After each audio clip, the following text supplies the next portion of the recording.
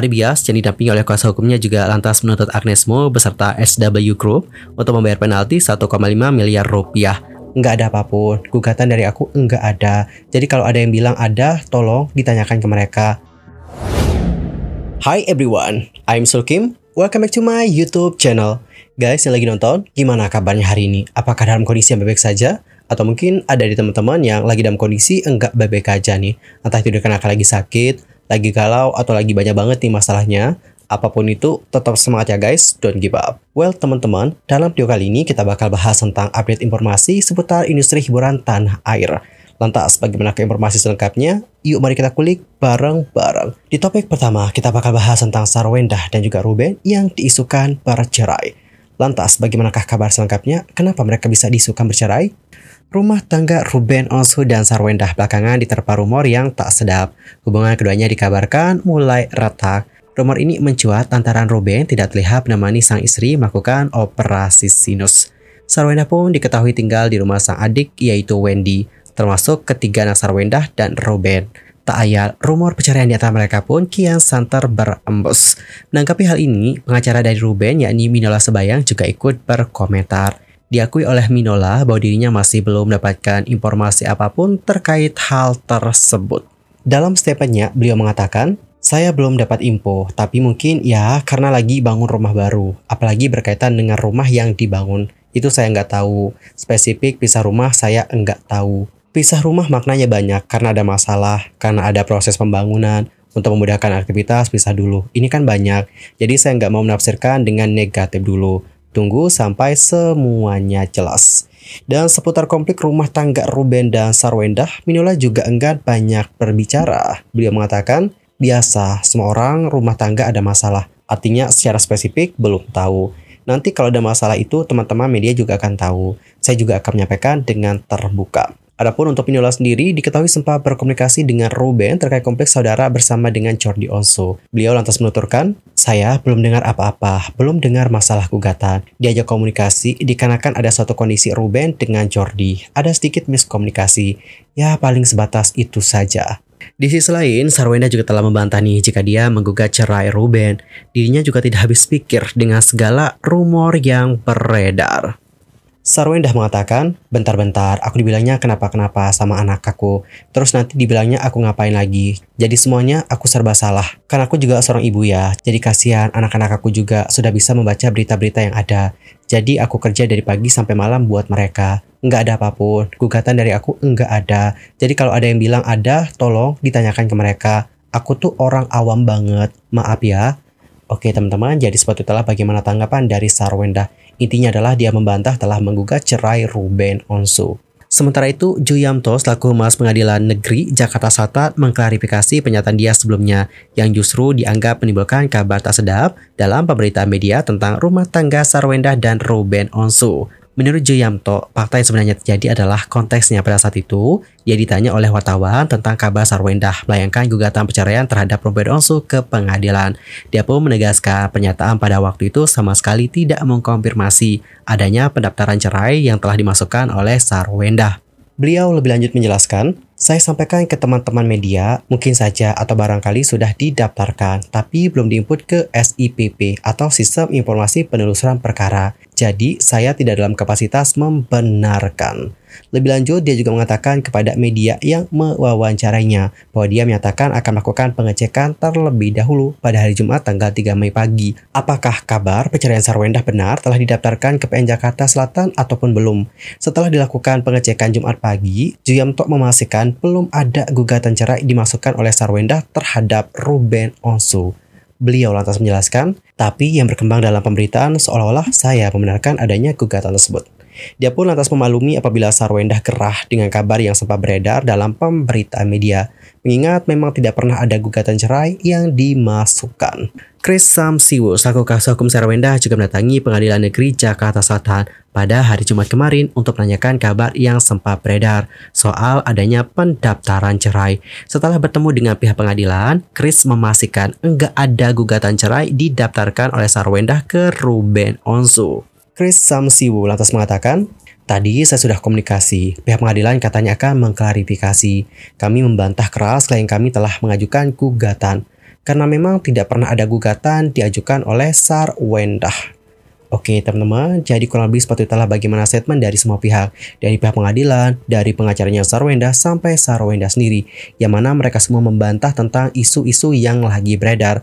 Gugatan cerai yang dilakukan oleh Sarwendah itu nggak benar adanya. So gimana nih sekarang? Udah clear ya tentang masalah yang satu ini? Nggak ada Sarwendah gugat cerai Robin Onsu. Nothing.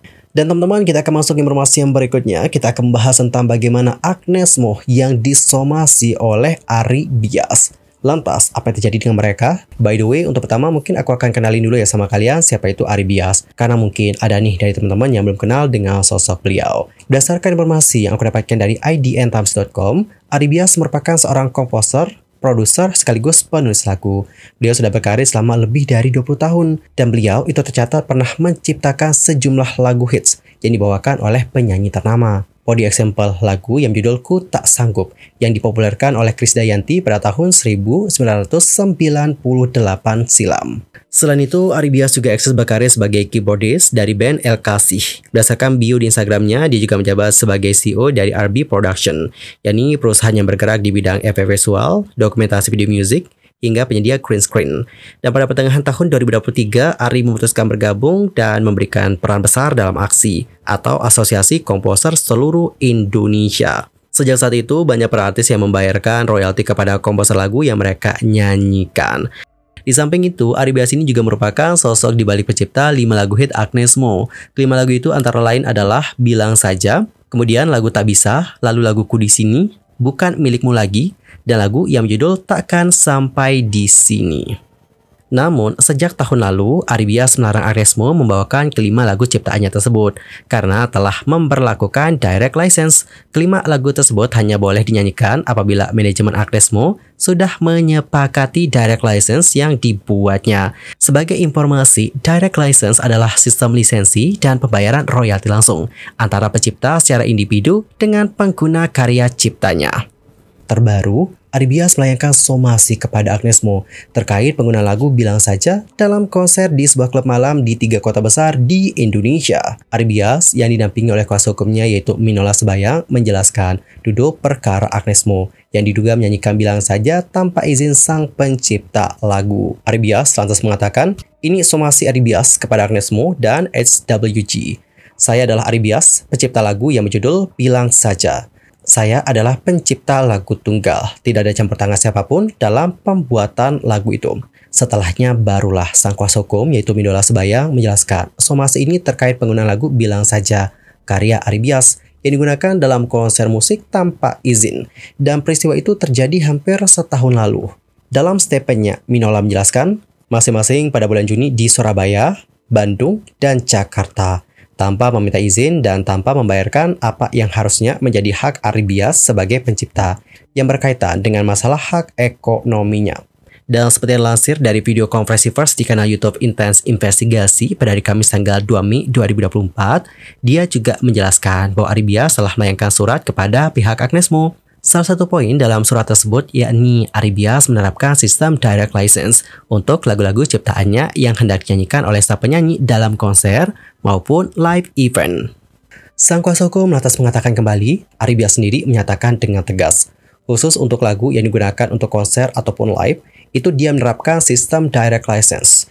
Jadi artinya meminta izin langsung atau memberitahu langsung Ari sebagai penciptanya. Jadi kalau mengenai masalah mekanismenya dengan informasi itu, Ari bisa memberikan izin atau Ari bisa memberikan informasi kepada LMKN atau Lembaga Manajemen Kolektif Nasional sehingga semua itu bisa berjalan sebagaimana seharusnya.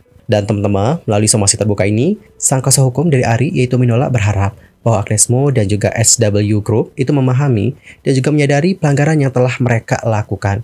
Beliau juga tak menampik somasi tertutup yang dilayangkan pada tanggal 19 April lalu menemui titik buntu tentang domisili Agnes.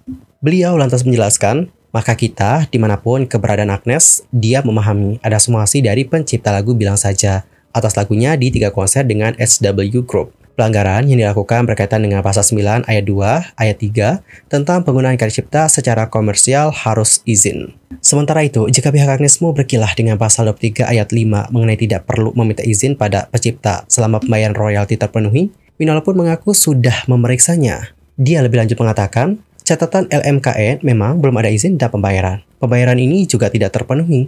Ini kesalahan yang telak di Undang-Undang Hak Cipta. Ari Bias yang didampingi oleh kuasa hukumnya juga lantas menuntut Agnes Mo beserta SW Group untuk membayar penalti 1,5 miliar rupiah atas pelanggaran yang dilakukan.